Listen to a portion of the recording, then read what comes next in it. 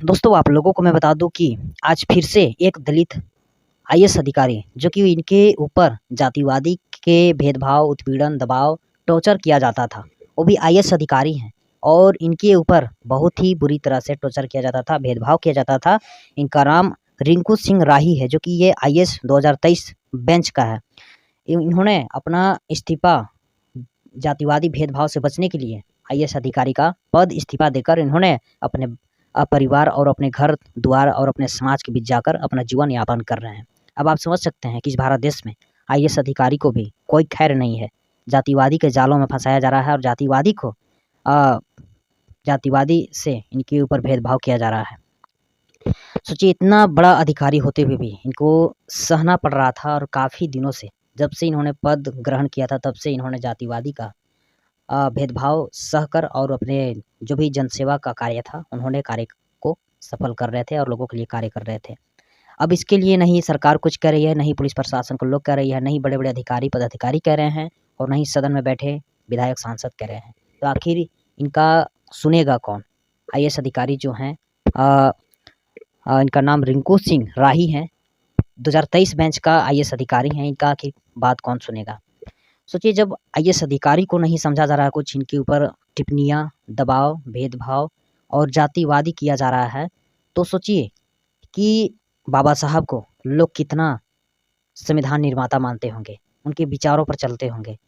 और साथ ही साथ जब एक आईएएस अधिकारी को, जन सेवा करने वाले लोगों को जब इतना वैल्यू नहीं दी जा रही है, इज़्ज़त प्रतिष्ठा नहीं दी जा रही है, जातिवादी दिखाया जा रहा है, इनके ऊपर दबाव और उत्पीड़न किया जा रहा है, तो दलित, आदिवासी और एससी, एसटी, ओबीसी को कितना, सोचिए कि भाईचारा बनाया जा रहा होगा और अपने हिसाब से उन लोगों को सपोर्ट किया जा रहा होगा। आप समझ सकते हैं। इसी कारण से एक पायल तडवी जो कि डॉक्टरी कर रही थी, छात्र थी, वो भी आज जातिवादी की वजह से अपना आत्महत्या कर ली। एक और रोहित वेमुला जो कि वो भी छात्र थे, अपना दोस्त में भी अपना आत्महत्या कर लिए थे।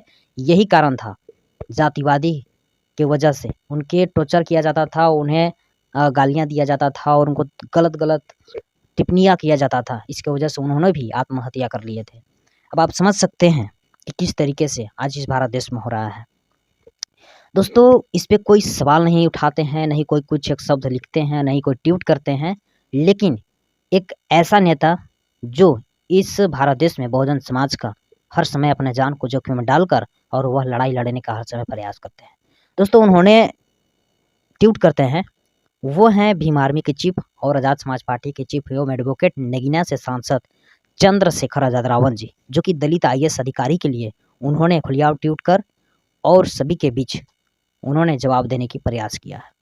उन्होंने ट्वीट किए हैं, उत्तर प्रदेश में जहां एक और आईएएस अधिकारी दलित समाज के मंत्रियों के साथ प्रोटोकॉल का पालन नहीं कर रहे हैं और उन पर कोई कार्रवाई नहीं हो रही है, वहीं दूसरी ओर एक दलित आईएएस अधिकारी उपेक्षा चलते इस्तीफा देने को मजबूर है। यह स्थिति बेहद चिंताजनक और सवालों से भरी है। रिंकू सिंह राही जो दलित समाज के आते हैं, उनका इस्तीफा किसी एक अधिकारी व्यक्तिगत निर्णय नहीं बल्कि पूरी प्रशासनिक कार्य प्रणाली पर गंभीर प्रश्न चिन्ह है। एक ऐसा अधिकारी जिसने 2009 में भ्रष्टाचार उजागर किया, जानलेवा हमले में 7 गोलियां खाई, फिर भी सिस्टम के भीतर रहकर जनसेवा करने चाहता रहा, आज वही यह कहने को मजबूर है कि उसे काम ही नहीं दिया जा रहा है और इसी उपेक्षा के कारण से उसे इस्तीफा देना पड़ा।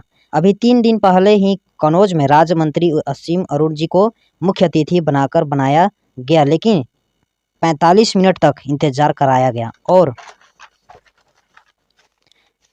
अतः में बिना कार्यक्रम के लौटना पड़ा। वहीं पिछले साल भूतपूर्व राज्यपाल और वर्तमान कैबिनेट मंत्री बेबी रानी मौर्य जी द्वारा अपने गृह जनपद आगरा में बुलाई गई किसानों की बैठक में अधिकारी पहुंचते ही नहीं, जिससे उन्हें बैठक स्थगित करनी पड़ी। इस तरीके से भीम आर्मी एवं आज़ाद समाज पार्टी के चीफ चंद्रशेखर रावल जी ट्वीट कर और एक आईएएस अधिकारी के बारे में लिखते हैं। तो इससे आप लोगों को कैसा लगा और कैसा देखते हैं आप लोग, ज़रा हमारे कमेंट बॉक्स में अपना अपना प्रतिक्रिया जरूर दीजिएगा। तब तक जय भीम, मिलते हैं अगला वीडियो में।